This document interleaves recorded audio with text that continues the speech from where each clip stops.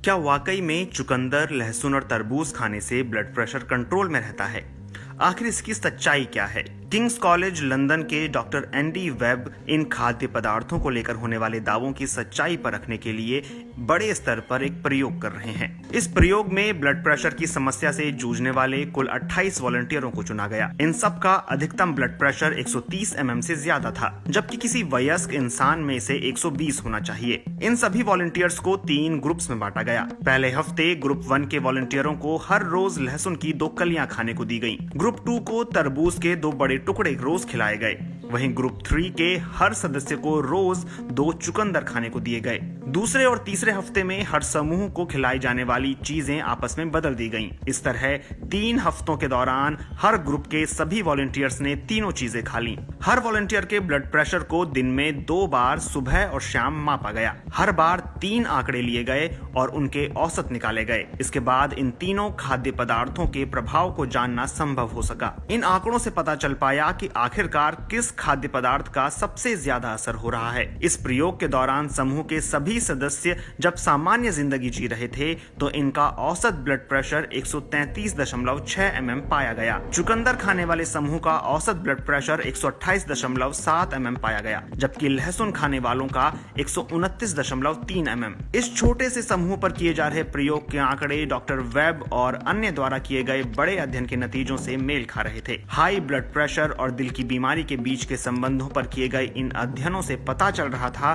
कि blood pressure से हुई ये गिरावट अगर ऐसे ही बनी रही तो स्ट्रोक और हार्ट अटैक का खतरा 10% तक घट सकता है। तरबूज का वैसा बड़ा प्रभाव नहीं दिखा। इससे ब्लड प्रेशर की अधिकतम सीमा केवल 129.8 mm तक ही जा सकी। ऐसा शायद इसलिए कि तरबूज में ज्यादातर पानी ही होता है, उसमें सक्रिय तत्वों की कमी होती है। हमारा यह छोटा सा अध्ययन बताता है कि नियमित तौर पर चुकंदर और लहसुन खाने से हमें ब्लड प्रेशर घटाने में मदद मिल सकती है, लेकिन ऐसा केवल इन्हीं 2 चीजों को खाने से नहीं होता। चुकंदर में मुख्य रूप से जो नाइट्रेट पाया जाता है वो उदाहरण के लिए तमाम हरी सब्जियों जैसे पत्ता गोभी, जलकुंभी, पालक, ब्रोकली आदि में पाया जाता है। वहीं लहसुन में मुख्य तौर पर एलिसिन होता है, जो प्याज और उस जैसी दूसरी प्रजातियों में प्रचुर मात्रा में पाया जाता है। इस टेस्ट से हमें पता चल पाया कि कई ऐसी चीजें हैं जिससे हमारे ब्लड प्रेशर को कम रखने में मदद मिल सकती है, लेकिन उनके असर कितने प्रभावी होंगे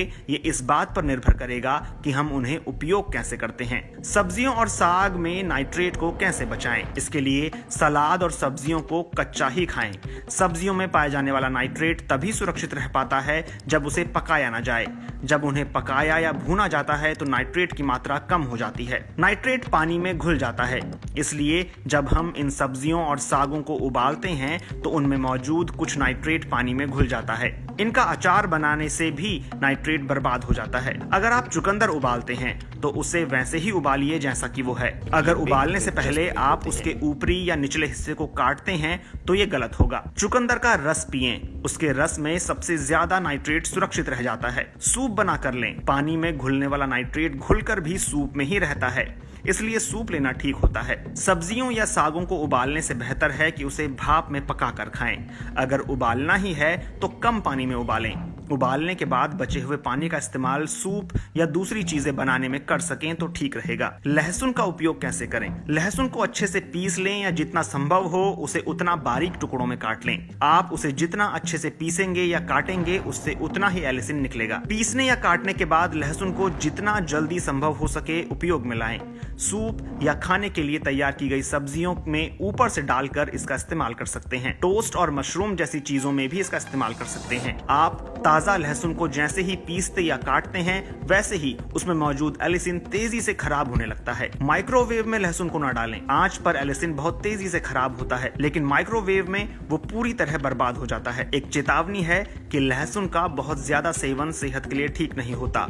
अधिक लहसुन खाने से जलन और पाचन खराब हो सकता है। कई लोग अपनी जीवन शैली बदलकर केवल कुछ ही हफ्तों में अपना हाई ब्लड प्रेशर घटाने में सफल रहे हैं। इसके मरीजों को सलाह दी जाती है कि वे शारीरिक तौर पर सक्रिय रहें, अपना खान पान बढ़िया रखें, कम वसा वाला भोजन लें, भोजन में सभी तत्वों का संतुलन हो, पर्याप्त हरी साग सब्जियां लें, शराब और धूम्रपान से जहां तक हो सके दूर रहें, वजन को नियंत्रित रखें, रोज 6 ग्राम से ज्यादा नमक ना खाएं, कॉफी, चाय और ठंडे पेय पदार्थ कम से कम लें, दिन में 4 कप कॉफी से ज्यादा पीने पर ब्लड प्रेशर के बढ़ने का खतरा होता है।